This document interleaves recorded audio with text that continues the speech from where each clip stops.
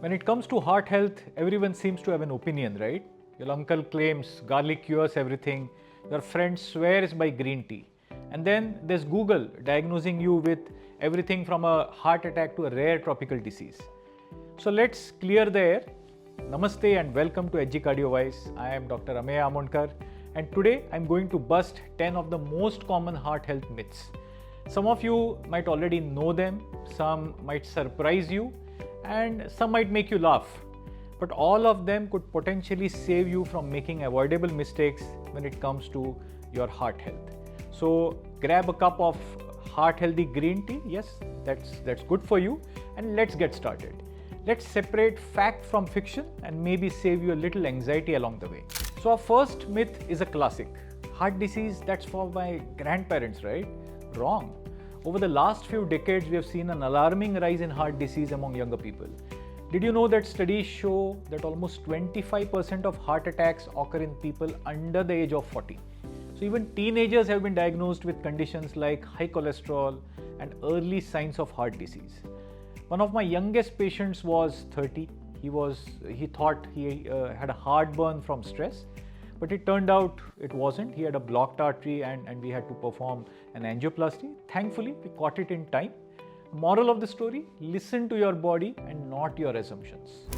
So what's causing this shift? Our modern lifestyle, sedentary habits, poor diets, stress and lack of physical activity. These are the major culprits. Add to that risk factors like smoking, uncontrolled diabetes or a family history of heart disease, and you have a ticking time bomb even in your 20s or 30s. It is important to understand that heart disease develops over time. The damage often starts in the earlier years, but the symptoms don't show up until a long time. So think of your arteries like a water pipe. If you keep allowing debris to collect, eventually the flow is going to get blocked. But by the time you have symptoms like chest pain or shortness of breath, the damage has already occurred. Simple changes like exercising regularly, eating a heart-friendly diet, managing stress and avoiding smoking, they can prevent your heart no matter your age. And don't wait until retirement to prevent caring for your heart. Prevention starts today. Now let's tackle another common myth that all chest pain means you are having a heart attack. It's true that chest pain is a red flag, but not all chest pain is heart related. And in fact, most of the time it could be something else entirely. Have you been sitting for a long period with a bad posture in front of your computer desk? It could just be a pulled muscle. Chest pain can arise from various sources. At times, inflammation in your rib joints can cause pain. We call that costochondritis.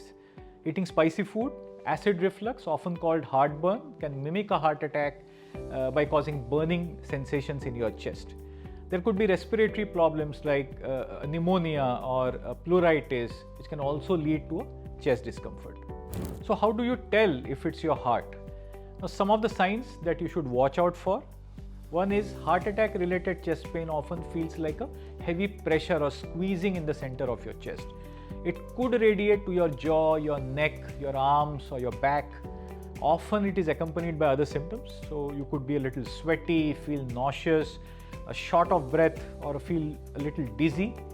But the most important thing to remember, even if your chest pain doesn't typically fit this description, please do not ignore it. If you experience persistent, severe or unusual chest pain, it's always better to get it checked from a doctor. I often hear patients say, I didn't want to bother anyone, or I thought it was just gas. Remember, when it comes to your heart, early intervention saves lives. And even if it is not cardiac, your peace of mind is definitely worth it. Marathoners, gym goers and fitness enthusiasts, listen up. Being fit doesn't give you a free pass on heart health. This is one of the most dangerous myths out there, that being physically fit makes you immune to heart disease. While fitness does play a vital role in heart health, it's not the whole story. Genetics, stress and diet, they all still matter. And although fitness is important, it doesn't make you invincible. Even the fittest individuals can develop heart issues, especially if they ignore other risk factors like a strong family history of heart disease, high cholesterol levels, high blood pressure values, diabetes, stress, or even lifestyle habits like smoking or excessive alcohol consumption. So let me give you a startling fact. Studies have shown that 10 to 15% of heart attacks occur in people who are considered physically fit. It comes as no surprise that a cricketer like Sourav Ganguly or Kapil Dev had a heart attack. Why? because fitness doesn't eliminate risk factors, it only helps manage them. So think of your body like a car. Regular exercise is like changing the oil. It keeps the engine running smoothly. But if your car has a faulty air filter, like your high cholesterol, or has bad tires, like say high blood pressure, no amount of oil change is going to prevent breakdowns. You need to maintain the whole system. So let me tell you a story. I recently treated a marathon runner. He was shocked to learn that he had high cholesterol, and when we did his CT coronary angiogram, there was a significant plaque buildup. He said, "Doc, but I ran 42 kilometers last week." But it turned out that he had a strong family history of heart attacks and high cholesterol values. Plus, he had his love for vada paos. So, fitness doesn't cancel out bad genes and bad habits. So, what can you do? Fitness is a great start, but it's just one piece of the puzzle. Make sure you get regular checkups, understand your family history. So, if heart disease runs in your family, take preventive steps early. And finally, adopt a heart healthy lifestyle. It includes a balanced diet, managing stress, and avoiding smoking. And lastly, don't assume fitness equals immunity. This little leg has gotten a bad rap over the years, hasn't it? But today, let's crack open the truth about cholesterol in food. Many people believe that eating cholesterol-rich foods like eggs or shrimps directly raises their blood cholesterol values, and eating them will clog your arteries overnight. But the truth is, it's not that simple. Our bodies are incredibly smart. Do you know that your liver produces 75 to 80% of your blood cholesterol? So when you eat cholesterol-rich foods, your liver often compensates by making less. So for most people, dietary cholesterol would have a minimal impact on their blood cholesterol values. Studies have shown that only about 30% of people that we call as hyper responders, they experience a noticeable rise in their blood cholesterol after eating high cholesterol foods. So for the majority, it is not a significant concern. So think of cholesterol like water in a tank. The liver is like a tap that fills up the tank. And when you add water from a jug, that is the dietary cholesterol, the tap slows down. The whole total level stays balanced for most people. But in some cases, like those with hyper responders or like those with existing conditions, which we call as dyslipidemias, the tank can overflow. The bigger concern here is not how much cholesterol you eat, but rather your cholesterol profile, which in turn is largely influenced by your genes. So if you have high LDL or bad cholesterol, it can deposit in arteries leading to blockages. On the other hand, HDL or good cholesterol helps remove the LDL and protects your heart. So coming back to food, not all cholesterol-rich foods are created equal. For example, eggs, they are packed with nutrients like vitamins, and they are protein-rich, and they also raise HDL more than LDL for most people. Shrimp has omega-3 fatty acids. On the other hand, processed foods like those with trans fats, they can spike your LDL and lower your HDL. That's a double whammy for your heart. So instead of avoiding eggs and shrimp, worry more about what you pair them with. So I would advise skip the fries and sugary drinks and your heart will thank you. So the bottom line, cholesterol in food isn't always bad. It's about the context. Know your numbers, focus on the big picture, and enjoy that omelette guilt-free once in a while. Remember, heart health is about smart choices, not unnecessary restriction. Let's address a dangerous misconception. Heart disease is a man's problem.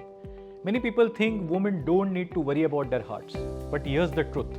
Heart disease is the leading cause of death for both men and women worldwide. And unfortunately, this myth has put countless women at risk. In fact, 1 in 3 women die from cardiovascular diseases, making it a bigger threat than breast cancer, diabetes, or even accidents. The numbers don't lie, and neither should we. So why does this myth persist? Part of the problem is awareness. Many women think that they are protected from heart disease until menopause. But that's not entirely true. During reproductive years, estrogen provides some cardiovascular protection. But after menopause, estrogen levels start dropping, increasing your risk of high blood pressure, cholesterol, and heart disease. So while estrogen does offer some protection, it's not a guarantee. Risk factors like smoking, diabetes, high cholesterol, and stress can affect women at any age. Here's another challenge. Symptoms of heart disease can be different in women. While men often experience classic chest pain, women may have subtler signs like, say, just feeling fatigued or tired, shortness of breath, nausea, indigestion. Pain may not be in the chest, it could be just in the neck, jaw, or back. Now, because these symptoms are less obvious, women are more likely to seek help later, sometimes with deadly consequences. But here's the good news: heart disease is preventable, early action can save lives.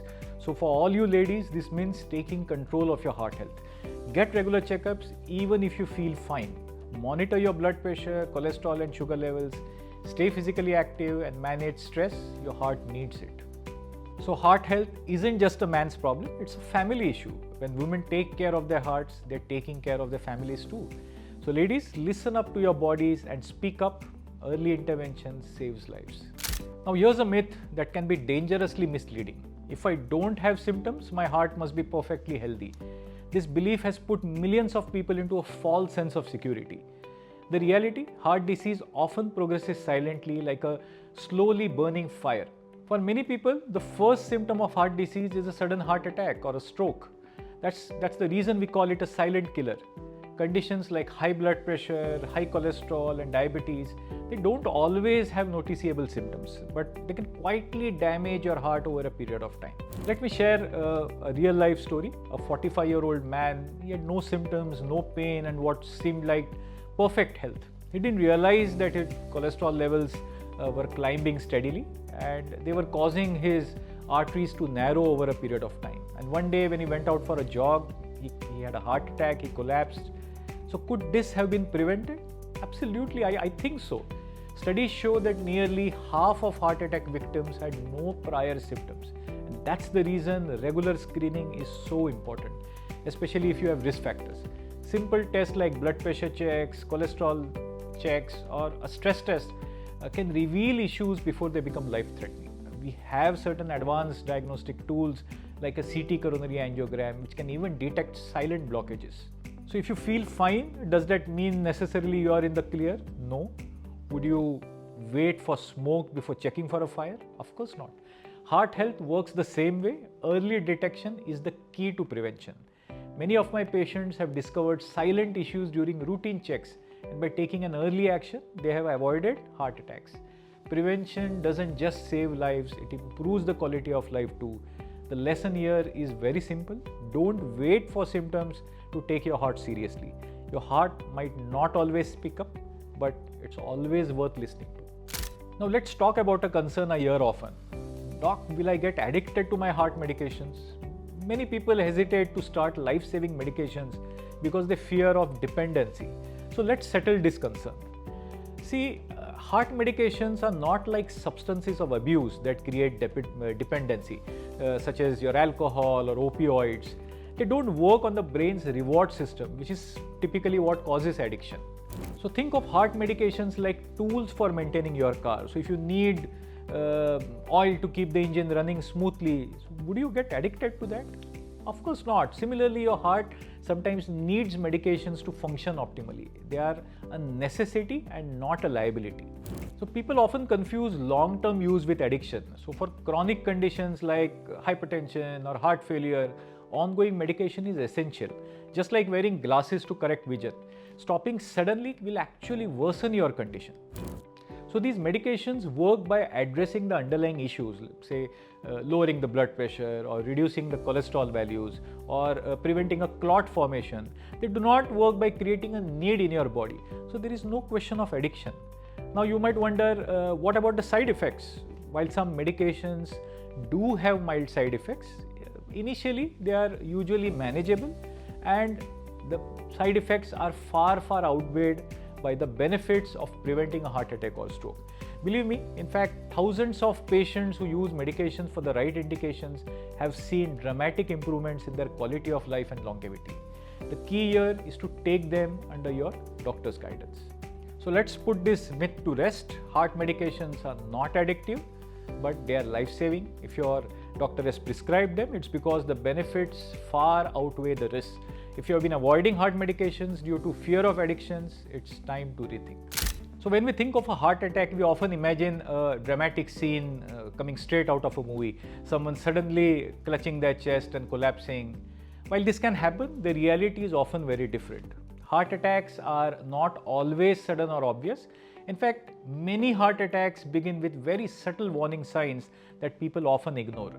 These could just be a little discomfort in the chest, which could be ignored as acidity, discomfort in the jaw or arms, a little feeling tired, short of breath, or an unusual sense of fatigue, or just not doing well.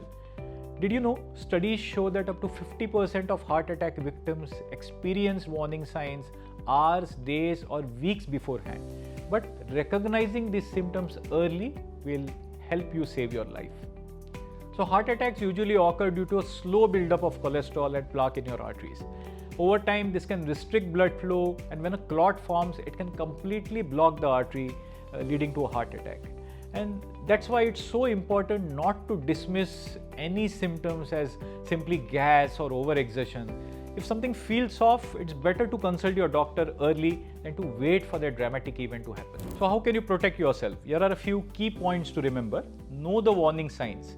Chest discomfort, shortness of breath, or even back or jaw pain could be significant. Don't wait. If symptoms last for more than a few minutes or they keep coming and going, it's good to seek medical help immediately. Act fast. The sooner you reach a hospital, the better your chances of survival and minimizing heart damage. Also ensure you and your family know how to respond in case of an emergency. Be it keeping chewable aspirin at home, knowing whom to call for help, like your relative, friend, your doctor or ambulance, having the numbers handy, and identifying the closest equipped hospital where you could be rushed. All these are an important part of preparedness. Every minute counts when it comes to heart attacks. So please remember, heart attacks don't always happen suddenly, and being alert to the early warning signs can save your lives. Your heart gives you signals. Please don't ignore them. Many people believe that undergoing a cardiac procedure like an angioplasty or a bypass surgery or even a valve replacement means that their heart problems are permanently fixed. But let me tell you, this is a myth that could be dangerous if misunderstood. See, cardiac procedures are interventions. They are designed to address specific issues like a blocked artery or a malfunctioning valve. For example, an angioplasty clears a blockage in an artery and a stent is placed to keep it open. But here's the catch. These procedures do not correct or stop the underlying disease process, that is atherosclerosis or the buildup of plaque in your arteries. That just doesn't vanish. So the stent works like a band-aid, helping restore the blood flow for that specific blockage. However, if you continue to smoke and continue to have high cholesterol, uncontrolled blood pressure, then new blockages can develop even in the same artery. Similarly, bypass surgery creates a new pathway for blood around a blocked artery. But it doesn't cure heart disease. The lifestyle choices that led to the blockage in the first place must be addressed to prevent further complications. So think of these cardiac procedures as a second chance, a new lease on life. But maintaining that lease requires active participation in your health. Regular exercise, a balanced diet, medications, and routine follow-ups are extremely essential to keep your heart healthy. So the next time you hear someone say, I had a stent or a bypass, so I'm cured, share this truth. Cardiac procedures are just the beginning of the journey. Taking care of your heart is a lifelong commitment. And finally, a myth related to high blood pressure. In India, where hypertension affects nearly 25% of the adult population, many people turn to salt substitutes, thinking that they are a safer option than the regular salt. But are they truly safe for everyone? So what are salt substitutes? They reduce sodium by replacing it with potassium, which can actually lower blood pressure in some individuals. Sounds great, right? But here's the catch. They are not suitable for everyone. For some individuals like those with kidney disease or those with heart failure, some patients with diabetes, high potassium levels from these salt substitutes can be dangerous. In fact, excess potassium can lead to very serious complications, including irregular heartbeats or even a sudden cardiac arrest. Here in India, our diet is already rich in potassium due to the foods that we eat like lentils, leafy greens, bananas. Adding a potassium-based salt substitute might just tip the balance and cause more harm.